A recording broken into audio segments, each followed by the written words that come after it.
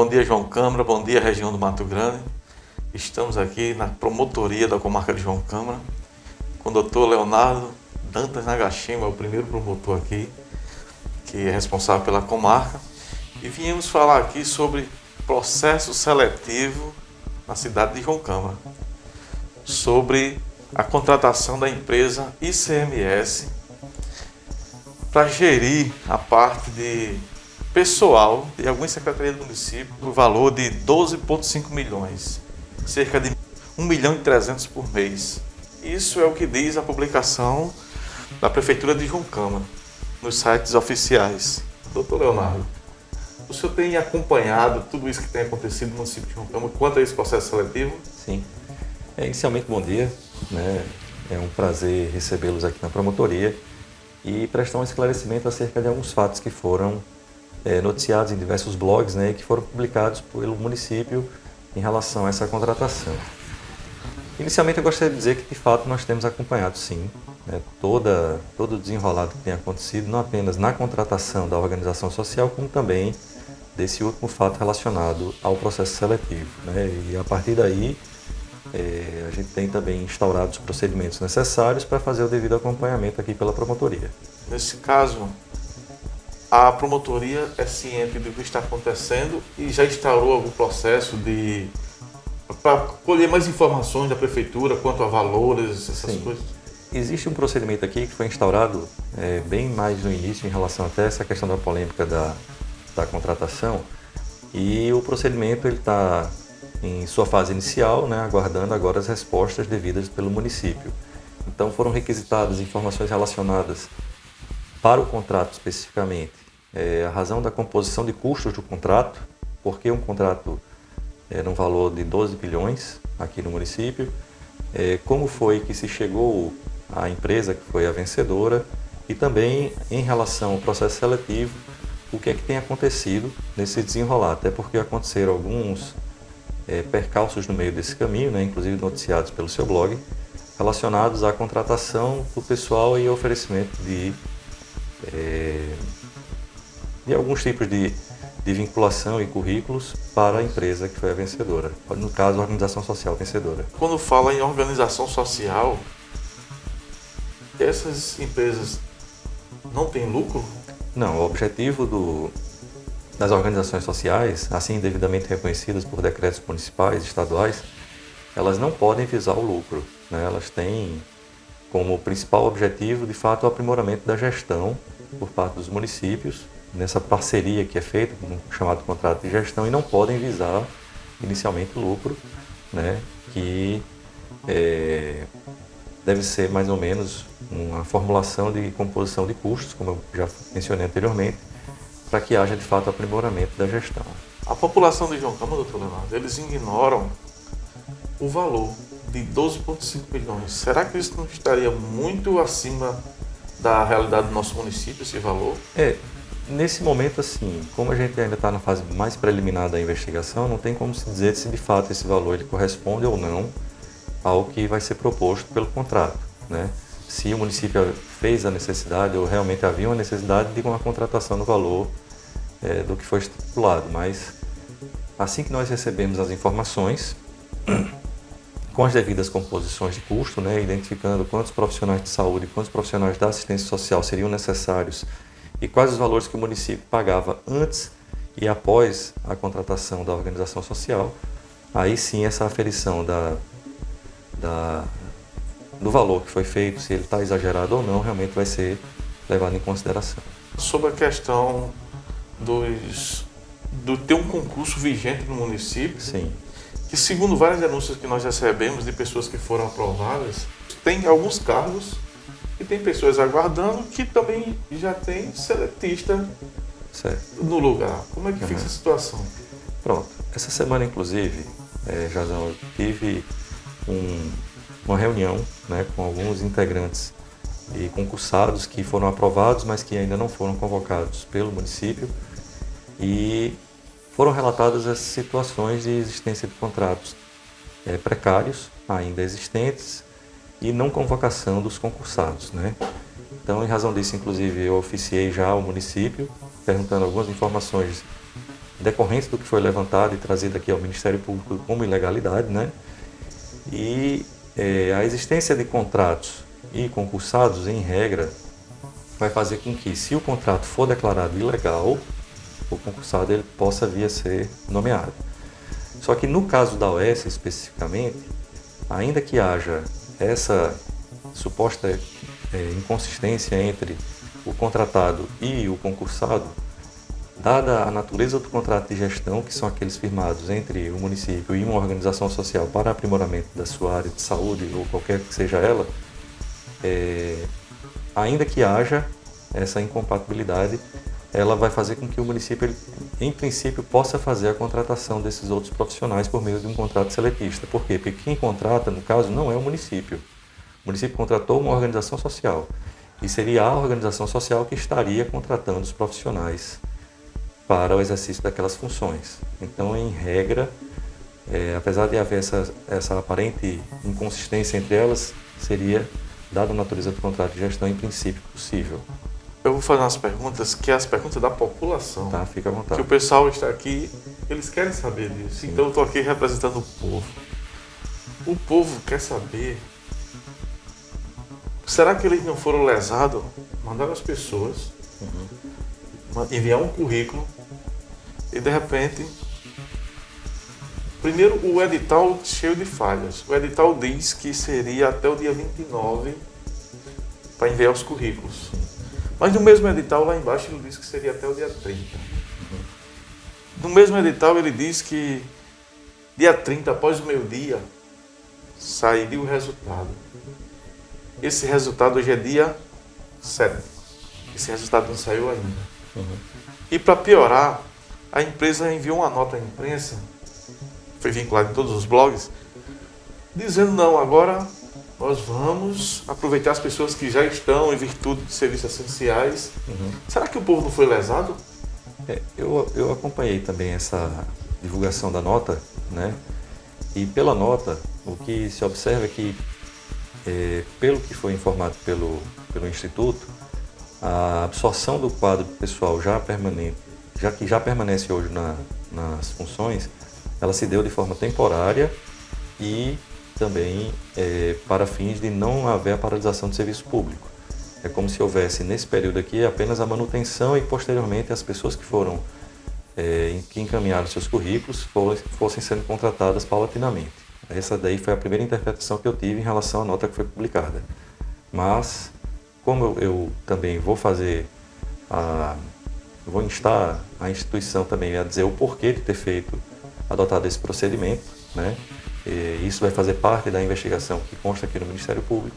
Assim que eu obtiver a resposta mais oficial, também relacionada a esse ponto, será feita a divulgação à população. Eu conversei com o presidente da Câmara. Sim. E ele fez alguns questionamentos interessantes. Ele questionou, eu sei que um processo de licitação é aberto nacionalmente pelas leis vigentes do nosso país, mas o presidente da Câmara, assim como toda a população, uma empresa de São Paulo ganhar, será que ninguém concorreu aqui? Será que foi amplamente divulgado essa questão desse chamamento para as empresas que concorreram?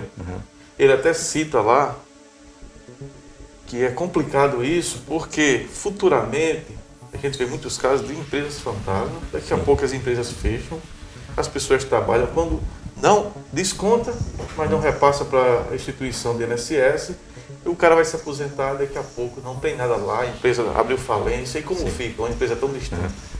Eu acompanhei a declaração que foi prestada pelo presidente da Câmara, né, o vereador Gilberto Honorato, e é uma preocupação muito pertinente. Para que o contrato ele tenha validade, uma das contraprestações da organização social é exatamente o adimplemento das suas contribuições sociais. Então, não vou adentrar no mérito de haver ou não haver uma empresa capaz ou não, porque isso decorre de um chamamento público, né, que deve ter sido feito com ampla divulgação, como diz a lei, e a partir do momento em que houve o chamamento público, aquela que se habilitou tem como contraprestação a obrigatoriedade desse pagamento das contribuições sociais. É uma preocupação realmente pertinente, que deve ser acompanhada também. Então, no momento em que houver se o contrato de gestão ele permanecer rígido e válido durante o tempo de sua contratação, é importante que também haja um acompanhamento em relação ao pagamento das contribuições por parte da organização que foi contratada, sob pena de no futuro realmente acontecerem problemas sérios de pessoas que não vão conseguir esse tempo de contribuição se eventualmente houver o não pagamento. O que eu acredito que não vai acontecer. Eu realmente vou fazer o acompanhamento também, e outras instituições também estão fazendo acompanhamento dessas, não apenas dos encargos sociais, que são obrigatórios por parte da empresa, mas também do próprio contrato em si.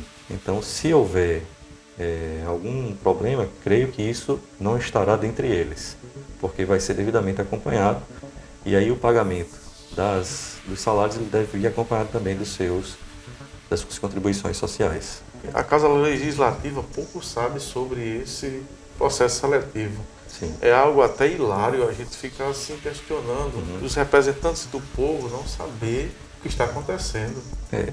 O requisito que a lei estabelece, que foi colocado pelo Tribunal de Contas da União e Supremo Tribunal na análise dos contratos de gestão, é que seja dada ampla divulgação ao chamamento público, né? E ampla divulgação pressupõe que os órgãos de controle tenham ciência em relação a ele. Daí, do procedimento que tramita aqui na promotoria, um dos primeiros passos que eu também determinei foi que o Conselho Municipal de Saúde também fosse instado a comunicar se houve deliberação específica em relação a essa contratação, se eles estavam cientes da contratação e qual foi o posicionamento adotado pelas instituições, sejam elas governamentais ou não governamentais. O sistema de monitoramento do Ministério Público é o Confúcio, é isso? É. Eu acompanho esse sistema. Sim. E ele monitora os órgãos públicos 3 vezes ao dia, ele chega a dizer lá, e tem uma pontuação. A pontuação de João Câmara lá está muito abaixo, 950, a última vez que eu olhei, que vai até 1.500. As informações de Covid ainda não estão disponíveis lá. Nós estamos falando da transparência. Qual a pena para isso? Pronto, é o seguinte. Foi ajuizada uma ação por parte do Ministério Público, né, aqui em relação ao município, para aferir a questão da transparência, e na última manifestação que eu encaminhei ao juízo, né, que foi encaminhada aqui pelo Ministério Público, foi requerido exatamente a ampla divulgação em relação a todos os dados, incluindo os dados de Covid.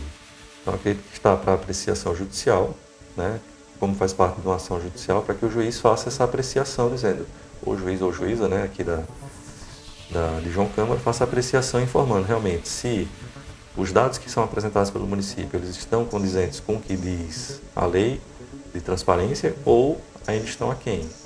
A avaliação que foi feita no momento é que realmente os dados eles estavam desatualizados, né, e que em relação à Covid especificamente existiam algumas informações que não havia ainda a informação para acesso à população. A Prefeitura atualizou até junho do ano passado. Sim. Eu li essa semana, ainda está desatualizado. Tá. Se fala muito na questão do limite prudencial. Sim. Tem um TAC aqui que há muito tempo o Ministério Público vem batendo nisso. Sim. E ainda se usa muito esse argumento no meio da administração do município. Não, porque nós estamos adequando, mas o município fez um concurso para 165 pessoas. Preste atenção, vocês que estão aí do outro lado. 165 pessoas. Em contrapartida, o município já fez mais de 219 portarias de nomeação. Não tem um ponto de desequilíbrio isso aí. Eu sou leigo do assunto, mas é bom a gente entender. Então vamos lá. Primeiro, até queria esclarecer até a população em relação ao porquê do concurso público, né? Existe uma obrigatoriedade constitucional prevista no artigo 37, inciso 2, que diz que o concurso público é a regra, né? Então, a contratação por meio do cargo comissionado ou contratação diretamente feita pelo município, ela deve vir como exceções, né? Inclusive em percentuais menores àqueles que estão previstos nos cargos efetivos, que seriam os concursados. Então, o Ministério Público firmou o acordo e depois ajuizou uma ação para que alguns municípios aqui da região fizessem o seu concurso público. E aí houve, de fato, concurso público por meio de uma união de municípios, né, um consórcio entre municípios, até para redução de custos, que o custo do concurso público realmente é muito elevado, e foi estipulado que houvesse esse concurso, né, para as áreas que fossem identificadas já pelo município como prioritárias e que havia a real necessidade de uma contratação. Então, o que é que acontece? O município, para que ele possa fazer a contratação, ele tem que se adequar também à Lei de Responsabilidade Fiscal, que é a Lei Complementar 101 de 2000.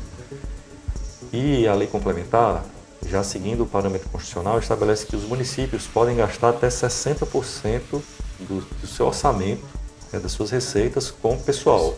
Ou seja, ele pode contratar pessoas, ou, e quando eu falo contrato aqui em sentido amplo, que envolve também comissionados e efetivos, até 60%. E desses 60%, 6% ficam com o poder legislativo e 54% com o poder executivo. Ou seja, a prefeitura pode gastar até 54%. É como se o orçamento, em números, imagine que o município recebesse 100 mil reais, ele pode gastar até 54 mil reais com o pessoal, nessa hipótese que foi mencionada aqui.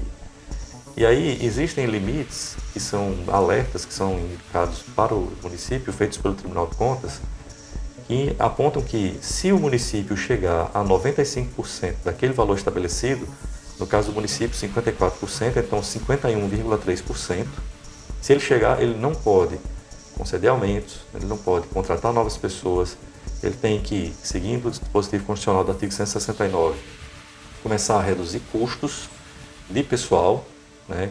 E depois exoneração de cargos comissionados, depois exoneração de cargos de concursados também, se for o caso, em situações mais extremas. E aí essa adequação ela tem que ser feita. Então, a questão da lei de responsabilidade fiscal, que é algo que sempre é apontado como um entrave, de fato ele tem em alguns municípios feito com que os gestores não possam fazer novas contratações, né? O município de João Câmara, ele oscilou, porque as receitas elas oscilam, né, bastante a cada quadrimestre, e ele já recebeu alertas do TCE indicando que estava acima do limite legal ou acima do limite prudencial e foi tentando fazer as suas adequações, tá? O que é importante dizer aqui? É que muitas vezes as pessoas dizem, olha, o município não pode contratar uma pessoa, mas pode contratar uma empresa para prestar, por exemplo, oxigênio para a unidade Covid aqui do município e gastou não sei quantos milhões. Pode. Por quê? Porque são rubricas diferentes. Ele está liberado, às vezes, para fazer contratações de empresas, mas de pessoal ele não pode fazer. Por quê? Porque existe um limite. Senão, o município ele gastaria quase todo o seu limite apenas com servidores. E aí, limpeza pública, energia, saúde e educação ficariam relegados a segundo plano, o que a Constituição não permite. Quando eu me referi mais à parte de as pessoas que estão sendo nomeadas. Mesmo, existem algumas decisões aqui, do juiz aqui, sim, João Câmara, sobre o enquadramento de pessoal, ele deferindo a obrigação ao prefeito, inclusive falando de multa. Certo. E a prefeitura de Câmara recorreu em virtude de uma lei que tem aí, que não pode conceder de congelamento, sim, mas em contrapartida, o município continua nomeando pessoas para cargos em comissões, coordenador, subcoordenador, isso continua. A gente tem publicado. Então, isso é que o povo fica questionando. Os concursados, a gente viu vários dentistas que estão pedindo exoneração, porque hoje em João Câmara, segundo o depoimento do dentista, um dentista contratado ganha mais do que um efetivo. E até o CRO já tem ação, inclusive contra João Câmara nesse sentido. Aí o pessoal, doutor, fica nesse questionamento e infelizmente ou felizmente todo mundo fica. Cadê o Ministério Público?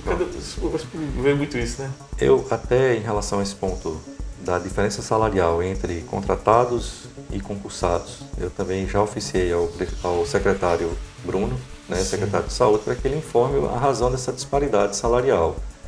Pelo que eu coletei extraoficialmente, né, ainda por parte das investigações preliminares que deram origem ao procedimento,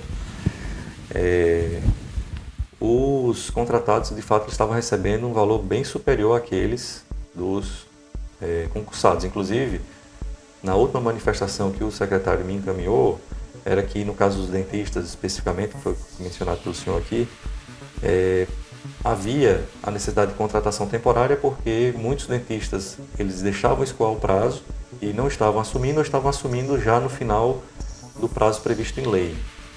Né? Isso fazia com que o município ficasse um tempo sem o profissional odontólogo nas unidades de atendimento, o que não seria permitido também, porque senão haveria risco, inclusive, de bloqueio de verbas por parte da União na transferência de recursos. Então, no momento em que há essa contratação temporária, ela deve viger apenas no momento em que há a necessidade temporária, enquanto o profissional que foi convocado do concurso público não passou a exercer a função. Então, até eu acredito que há menos de 4 dias foi publicado uma nova convocação de 3 novos dentistas, especificamente. Né? E aí, no momento em que esses assumirem, passando realmente o prazo, e é um prazo que o dentista, de quem quer que seja realmente concursado e foi convocado, ele tem para exercer a sua função.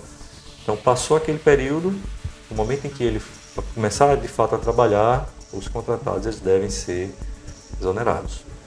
Para o pessoal ficar bem claro, uma síntese sobre o processo seletivo, que é o que está mais na visão do povo hoje. Certo.